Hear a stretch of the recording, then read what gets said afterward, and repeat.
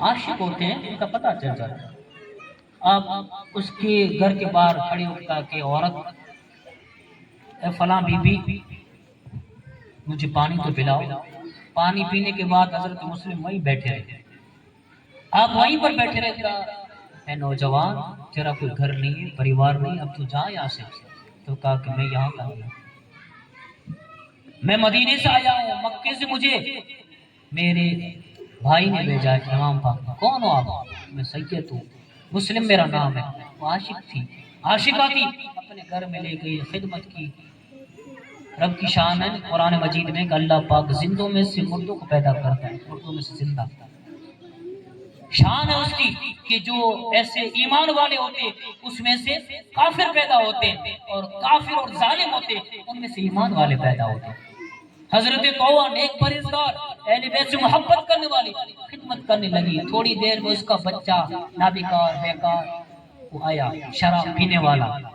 دیکھا کہ میری ماں ایک خاص روم میں جا رہی ہے اور انٹری بار بار آنا جانا ہے۔ پوچھا، اس کو بتایا کہ بیٹا خبردار کہنا مت، حضرت مسلم اپنی مہمان ہیں اور ہم نصیب والے کہ اہل بیت کے خاندان کے چشم و چراغ ہیں، مگر کہتے ہیں کہ اللہ جس کو سیدھا راستہ بتائے، صراط الذین، جس کو اللہ سیدھا راستہ دے، مطلب نبی کی بھی اولاد اگر راستہ نہ ملے اور صحابی کی اولاد ہو مگر راستہ نہ ملے تو بھٹک جائے، اور زندوں میں سے مردے پیدا ہوتے ہیں، مردوں میں زندے پیدا ہوتے ہیں۔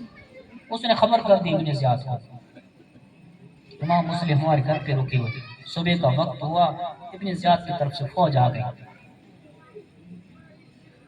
ابن زیاد کی طرف فوج آ گئی، فوج اندر گھسی، آپ نے تلوار سے مقابلہ کیا۔ کتنی دیر مقابلہ لگا، مقابلہ ہوتے ہوتے ایک شیطان نے تلوار ماری، آپ کا ہونٹ مبارک یہاں سے کٹ گیا۔ تکلیفیں کم نہیں ہوئی، ہونٹ مبارک کٹ گیا، دانت مبارک دو چار شہید ہو گئے۔ پھر وہ ظالم لڑائی کرتے کرتے جب پہنچ نہ سکی، دیواروں کے اوپر چڑھ کر تیریں تلواریں پتھر، اور اس زمانے میں ایسے کپڑے کو جلا کر ایسے اس کو پھینکا جاتا، وہ پھینکنے لگے۔